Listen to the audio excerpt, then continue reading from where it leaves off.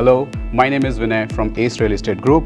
Today we have Mr. Varis Singh with us, who's from S3 Mortgages, and we will take his help to answer all your questions. Absolutely, Vinay. Thank you for having us. Yeah. It's a pleasure, sir. Yeah. So, Varis, first of all, the first question that really comes out is that this new reduced rate of interest, how do you look at it and do you think it will impact the first-time home buyers? This was been waiting from quite a long time. Everybody was actually expecting this to, be decreased so that they could get into the market, find a right fit for them. But this speculation that it could go even, down by another 1/4% or another 1/2% down the road, that is still in a questions. But at this moment, having this 0.25, it's better than nothing. It's going to help the market. Yeah. Being boosted up. Yeah. Okay, fantastic. And how does it really impact the affordability, or probably, if I can say, the eligibility for people who have been waiting? Will that make a lot of impact? I mean, in terms of numbers and dollar value? Yeah. So if we just look at it on a base of a dollar value, it does not affect much. 1/4%, on, let's say, 7% or 7.2% it was before. If having a 1/4% decrease, it's not going to impact huge on a dollar value is. It's more about the psychologically, impact on people, that this way the economy would boost up, or people would have more, positive way of thinking to buy and invest in the real estate. Yeah. But actually, I think the government is taking some, serious steps towards making housing affordable for people. And to connect with that, I have another question wherein it's speculated that in the budget 2024, they will probably be increasing the limit of $35,000 to $60,000, wherein people can withdraw from RRSP. How do you look at that? Government at this time is taking every necessary steps or every required step to help first-time home buyers. The thing is, especially if we are looking at this market and lower mainland, it's very unaffordable market, especially for a layman person who's working 9 to 5, just making ends meet. Having a mortgage of, 3,000, 4,000, they need to pay, that is somewhere it's very unaffordable for a layman person, right? So governments and banks, they are taking every necessary steps to make it happen for them to have more affordable housing. And I appreciate the government on this, to taking these steps. This step, you're saying that RRSP from 35 to 60,000, that will be helpful for the first-time home buyers. This RRSP or other is that FHSA that helps the first-time home buyers if they're buying for first-time home to basically save some taxes. Another thing, another step from the government is to change the amortization period for the first-time home buyers who are putting less than 20% down. So anytime a buyer puts in less than 20% to purchase towards the down payment, they need to get an insurance, which is done by 3 government bodies: CMHC, SAGEN, which used to be called as Genworth, and Canada Guarantee. Right? They do the insurance on that mortgage for the bank. So anything goes, sideways, the market collapse or the property price goes down, the bank is basically covered for that loss. So anytime they need to put less than 20% down, they need to get this insurance from these companies. The government changed the regulation starting from August 1st this year. It used to be the amortization of 25 years in those cases. Now they have extended it to 30 years, which is another step by the government in the favor of first-time home buyers. This will affect big time, because if you do the math, before, anybody who was doing less than 20% down and were paying the payments based on 25-year amortization was getting affected with this lesser amortization, because this 5-year amortization changes the monthly payment big time. So that, again, appreciation to the government on doing this. Okay, so it definitely helps you to become more affordable when it comes to going out and hunting for loans. Uh, can you also elaborate on FHSA a little bit? How will Absolutely. that work? Absolutely. So FHSA, First Home Saving Account, that is offered by the banks. This is another way of saving tax, like RRSP, right? RRSP, you still have to put the money back into the account when you withdraw, being a first-time home buyer. In this one, you add on, you could deposit 8,000 per person per year up to 40,000, right? You could deposit in the next 15 years, whatever the amount you want, up to 8,000 per year, and maximum 40,000. If you withdraw that money anytime you're buying a first home, it is not taxable. Okay. So husband and wife, 8,000 per year they could deposit. After 5 years, they withdraw 80,000. That is tax free. So they could save huge amount of taxes. This is only applicable if you are buying a home to live and it's your first home. Okay, it has to be a primary property in your first home. Okay. Exactly. So again, this FHSA, RRSPs, the government changing these amortization periods or helping, taking extra steps to help the first-time home buyers. It's kudos to the government for doing so. Yeah, so I think this is the right time. If you still have more questions, reach out to us.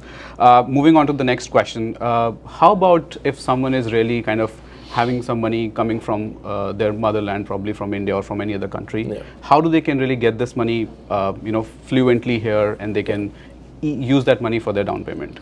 So if the amount is coming, or you have accumulated funds back home, or if you have sold any property back home and you're transferring those funds to Canadian financial institutions, you could do so, no worries.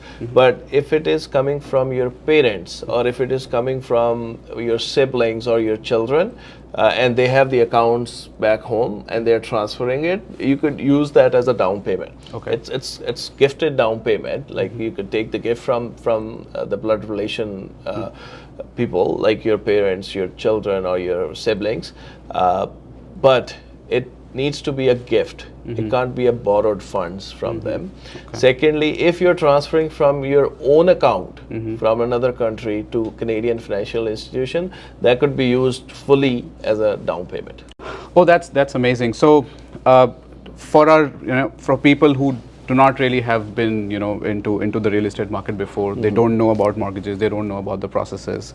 A couple of questions. First is, what is the difference between overnight rate and prime rate? Yeah. How does that work? Overnight, these are two different terms: overnight lending rate and the prime rate. So overnight lending rate is the rate of interest which a bank or a financial institution pays to Bank of Canada, okay, to get the lending, in borrowing basically, right?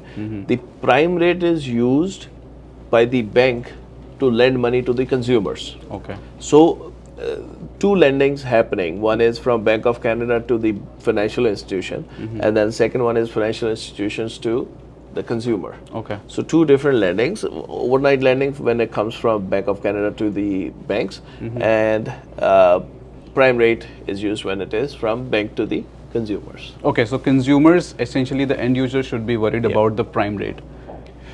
So anytime the Bank of Canada increases or decreases the rate, it proportionately affects the affects the financial institution's prime rate. Oh, okay. So like yesterday, the Bank of Canada decreased the overnight lending rate by 0.25%.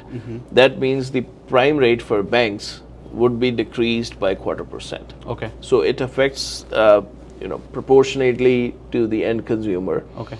That is the reason, like, everybody is so so into this, like the rate should drop. The whenever the Bank of Canada decreases the rate, it's not the end consumer's rate. Okay. It's the rate on which they are lending to the financial institutions. Yeah. Okay. So if I have understood you correctly, Yeah. the overnight rate is universal. It stays same for all the banks. However, Sure. I think the prime rate can differ from banks to banks, right? Prime rate is also the same for Okay. all the lenders except TD. Okay. TD has their little higher prime rate, but majorly all the banks, they follow the same prime rate. Okay, okay. Yeah. Great. In Canada, we always hear that your credit score is very important. So how would you kind of encourage people to make sure that they keep a healthy credit score for themselves? Absolutely. And how will that help them lending mortgage for their houses? Yeah. So whenever the bank lends to the consumer, they look at few attributes. One of them is the credit, right?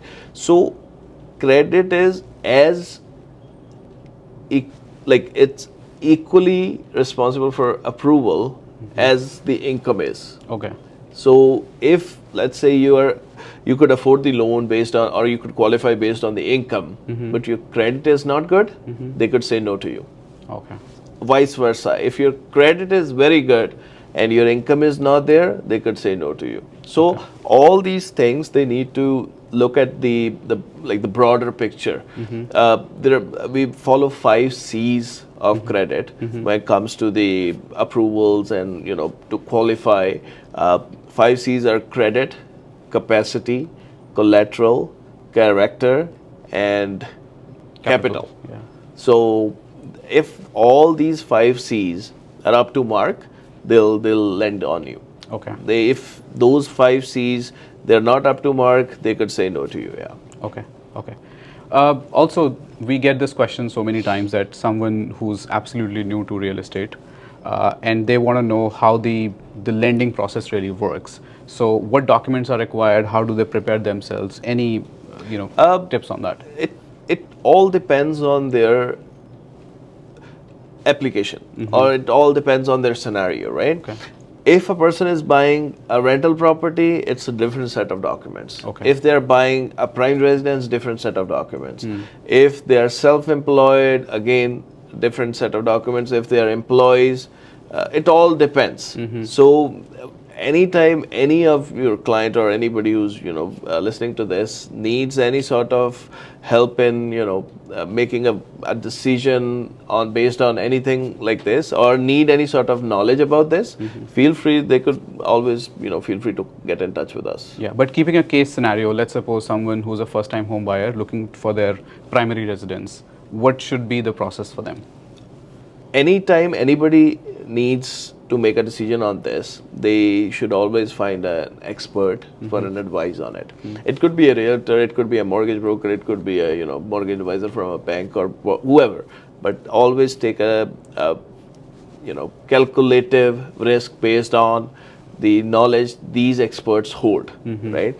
Most of the people nowadays go on Google and Chat GPT and stuff like that. Don't go there, find or seek an advisor for any literate advice on it. Okay, so a lot of times people kind of also learn about stress rates from Google or ChatGPT, but they don't understand that. Yeah. Can you elaborate it for Absolutely. us? Yeah. So this used to be a case, or when the government initially put this stress test in a place, this was the case when the rates were lower. Okay. So the basic agenda behind this stress test is, let's say you get a rate of 4%, right? They want you to qualify based on 2% more. Okay. So if down the road the banks increase the rates by 2%, you'll still be okay to make the monthly payments. Okay. This was the main reason they put this stress test on all the mortgages. So now anytime you're getting a lending, you need to qualify based on the contract rate plus 2%. Okay. Prime plus 2%. Not prime, but any rate which you are getting, the contract rate. Okay, got it. Plus 2%. For example, let's say you're getting 6%, but you need to have an income that would be affordable based on 8%. Okay. So anytime Bank of Canada or the government or the banks increase the rates by 2%, you are still okay to make the ends meet and to make the monthly payments. Okay. Now, this stress test it's a federal rule that all the banks need to follow. So anytime you're qualifying, if you are able to get a mortgage based on your contract rate, it doesn't mean you would actually get a mortgage if you don't qualify based on 2% more than the contract rate. As so the this stress was test. why the stress test was initiated, and it actually helped, because let's say during COVID, people were getting 1.5%, 2%. Now the banks increase the rate to 6, 7%. If they didn't do this stress test when they qualified them based on 1.5%, the people would, be bankrupting by now, Yeah. right? So they predicted it, get them qualified based on the higher interest rate. So even if anything happens in the economy, they would still be able to afford those loans. Yeah. So this was another step by the government, and this was taken long way back. Yeah. Makes sense. And Just sorry, but Yeah. I also wanted to add few things which people, or especially the first-time home buyers who don't have, enough knowledge how the process works. Yeah. They make these mistakes, right? I want to cover that part because maybe we have some listeners who are first-time home buyers and wanting to buy in a near future. That these mistakes should not be made by them, right? So one is about the credit. People, they don't understand the process that even a smaller car loan could affect your mortgage affordability big time. Okay. Right? So again, the credit plays a vital role in qualification. Credit cards. People says, "Oh, I've got 8 credit cards or 9 credit cards." That's not a good sign. You're getting credit cards from everywhere. You're basically not managing your credit wisely, right? Anytime you get a new credit or you try to get a new credit, they need to pull your credit bureau. Yeah. Anytime your credit bureau gets pulled, your score gets hit. So more the credit inquiries are, more chances your credit score will be lower. Okay. And anytime it is at not up to mark, they will not basically lend you looking at that credit score. So credit is one of those things. Another thing is the down payment, right? It's always good for a first-time home buyer to start saving even a little bit, so that it gets accumulated by the time you're getting the house, right, or the first home. So always look for ways to save money to put towards these tax saving programs or tax saving instruments offered by these financial institutions. That way they could save the taxes, plus they could accumulate the wealth which they could use as a down payment towards their first home. These are the things they need to make sure before they take this decision of buying a house. Another thing is to seek the point which we covered earlier, that going on Google or ChatGPT to make these decisions. These are, for some people it's a lifelong, big, like for some people it's their life's biggest decisions. Yeah. Right? And they could even putting their lifetimes hard-earned money towards the down payment. If they're making the decisions without having a expert's advice on it, that sometime could take them to that could impact them negatively. Yeah, That's right. so again, if they're taking any of this decision of buying a first home, or even if they're an investor buying another property or whatever, they should seek an expert's advice at the earliest. Because you never know, sometime you're thinking that you'll buy next month or next year or you can't qualify at this time. This is just your thinking. Sometime there are programs, there are guidelines which would make you fit even now, right? And in this industry, the real estate industry, there is a saying that always buy when you can. Don't delay the process. Don't think about that market, next year will be better. It won't be. Whatever, if you could buy it today, buy it today. Don't seek for an alternate days or whatever. Buy it today. Anytime, again, to all the listeners or to your clients or whoever is listening, anytime they need any expert advice, they should, feel free to call us anytime. My number is 778-709-5166. and my name is Boris Singh. They could call us anytime, come to the office, have us, a brief meeting on it, without any obligation of proceeding with us. Okay. But we'll give them the, some ethical advice to, which is for their benefit, right? So yeah, anytime. Fantastic. So conclude. So if I have to conclude it, we asked so many questions, but still I would always recommend, it's one of the most complicated yet expensive decisions that you will ever take in your life. It is always advisable to have a team of experts on your side. An expert realtor, an expert mortgage advisor will be able to make this journey easier and comfortable for you. So if you need more questions, if you need answers to more questions, comment them in the comment section and reach out to us and we can help further.